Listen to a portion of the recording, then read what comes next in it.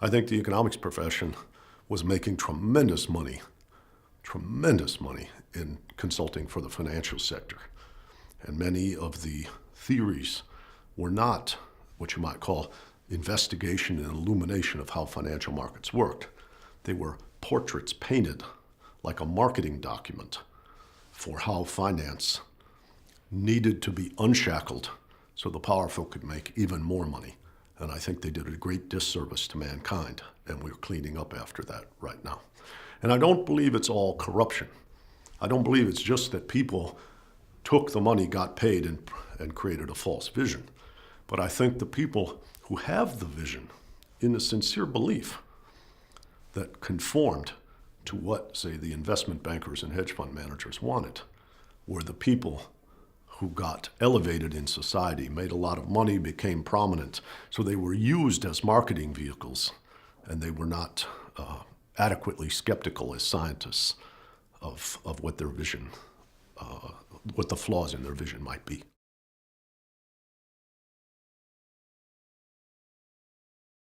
The world is always uncertain. No one can see in the crystal ball of the future.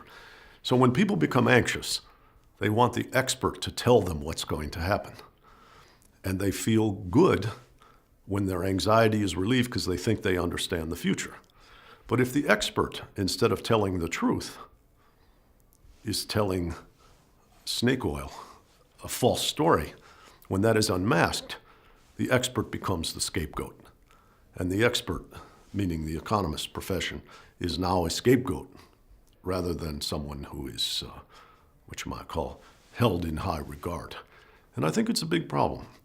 One of the problems, what Ken Rogoff spoke earlier today about what he called externalities. He was talking about the environment and the spillovers. And the spillovers, when expertise is bad, like in the movie Inside Job that won the Academy Award, the Oscar, is that people were serving power, they weren't serving the people.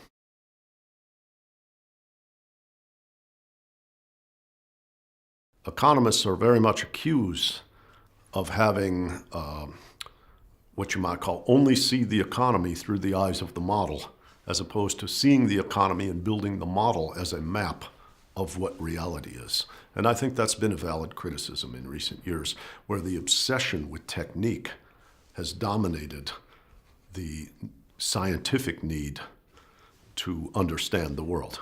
And formalism, which is what modeling is very, very different than science.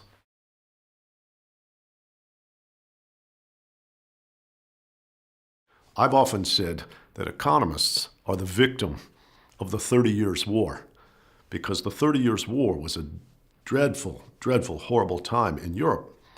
And after the 30 Years' War, all the humanists like Michel de Montaigne or Shakespeare or Francis Bacon were thrown out, and René Descartes took over, and the Enlightenment took over, looking for universal laws, looking for mathematics, and making high theory much more important than real observation of the world, textured context and what have you.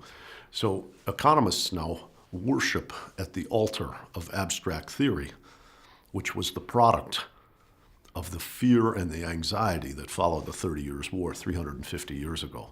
And it's time to re-examine our methods very, very fundamentally.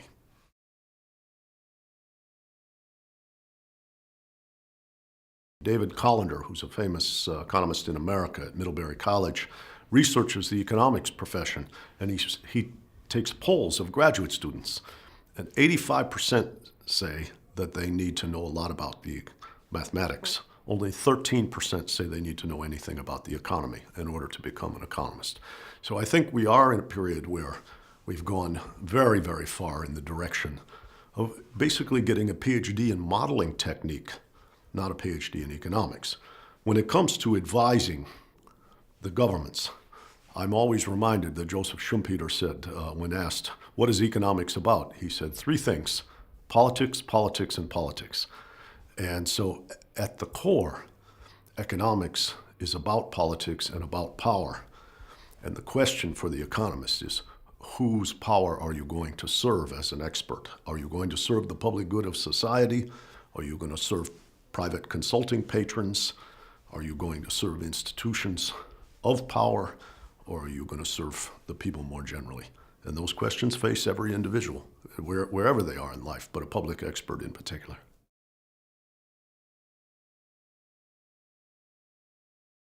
There are several modifications to economics teaching that need to take place.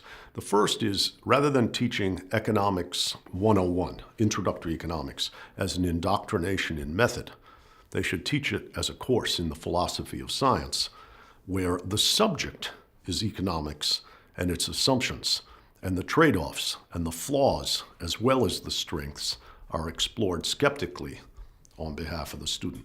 So that would help create a humility about economics and what it can do or can't do. The second dimension is the pendulum between what I would call induction, looking at the world, and deduction, looking inside the math and models, has swung very far in favor of deduction. So understanding the context of institutions, understanding economic history, which is real episodes, and particularly understanding the history of economic thought, where the subject is economic thinking, embedded in the real context of the problems of the day, the vested interests of the day, the various challenges, the state of technology, would help people to develop a more humble and realistic sense of what economic thinking is all about, what it portends.